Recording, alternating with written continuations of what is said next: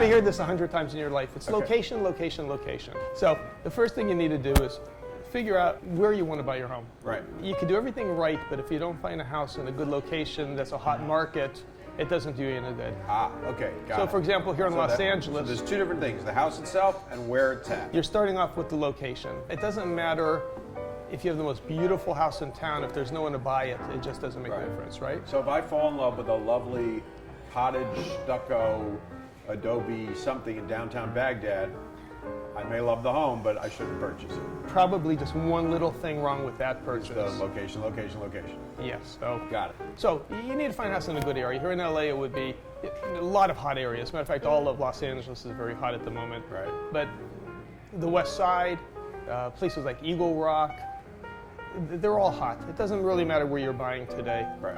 As long as it's an up-and-coming area, that's really what you're looking for, or a well-established area. Right.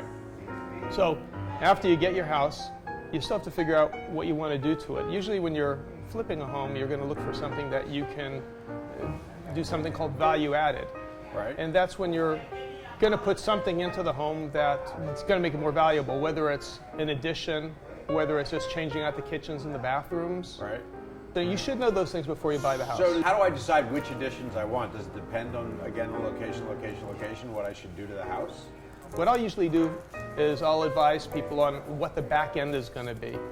So that's really the second thing that you're going to do. You find a house in a great location, and the first question you should ask yourself is, am I going to make money on it? Right. So then the question becomes, how do I figure out what a successful flip is going to be? Right.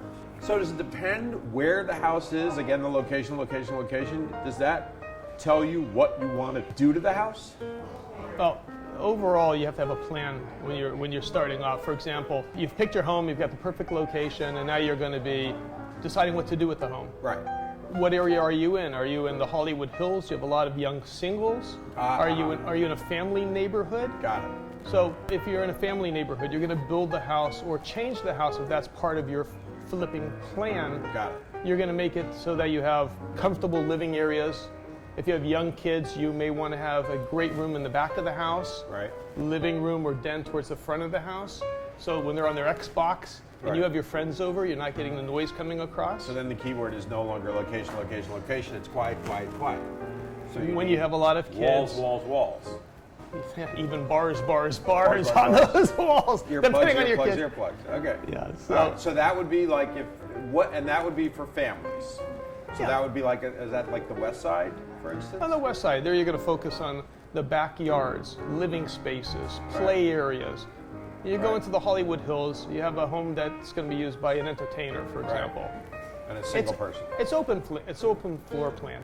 You want to walk into the house, and if you have a view, you want to look out the back of the house and see the beautiful view. You're going to show off the assets of the house. Right. The $1 million view, as we call it. Got it. Right. And then you can, if you have if it's an open floor plan, then you can change it around easier, like adapt things to. A great thing about an open floor plan is depending on where you put your couch, that room becomes your den. Wherever you could change things with the carpet. You can make a lot of very cool things happen without putting extra money into it. Right. So anything you could throw down some beanbag chairs and lava lamps, and everybody gets naked and plays Twister. You got a weekend of entertainment. Sounds like you have interesting times at your house. Yeah. Right? But basically, you're just saying lots of different possibilities. There's a lot of possibilities. Right. So are there any other considerations that differ depending upon the location? Well, there's a lot. For example, if you're buying in a certain neighborhood, one block in one direction may be one school system, and one block in the other direction may be another school system. Got it. And the school system can make a tremendous amount of difference in your resale price. Right. People with families should shop for the school systems, and many times they don't do that until they actually buy the home and they think, well, I'm very close to the school, I'm going to get that school, but they're not in that school district. Got it. Right? Also, check the crime reports. Every area has crime reports that you can get. Find out if it's a safe neighborhood, assuming you don't know that neighborhood really, really well. And you can usually tell by walking down a neighborhood if it's one that if you're flipping a home and it's not a home that you're going to actually live in. Right. There's nothing wrong with transitory neighborhoods. Depending on the length of time that you're going to keep a house, there are neighborhoods that are going through transition, that are getting better all the time. So when you look at what's been going on in the neighborhood and you start to see new construction, you start to see people taking care of their houses, it's usually an indication that a neighborhood's transitioning. And then on the commercial street, look at the businesses coming in. Is there a Starbucks coming to town? Right. If there's a Starbucks, That's a good sign. it's a great sign. If you have a Starbucks The coming thing in. is, these days there's a Starbucks coming to town. There's Starbucks inside of Starbucks. So that, I'm not sure that's your indication. But I get your idea. On the west side, you're Look right. for indications that it's an up and coming neighborhood. On the west side, you're right, but there's plenty of neighborhoods where for miles around there are no chains. Right. But once you see them coming in, you usually can tell they have the greatest scouts, and they go around checking out neighborhoods, and if they determine that a neighborhood's going to get better, they're going to be... So if it's good enough for the coffee bean, it's good enough for you. That's basically what it is. Good, okay.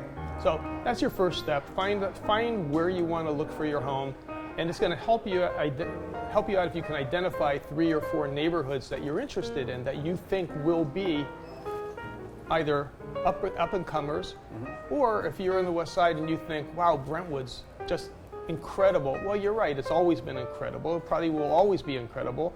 See what the prices are. Think if you can think of a way to add value to something in a great neighborhood, then it's perfect to do that in a high-end location. But you can also alter or change your plan to accommodate a home in a lower-end area.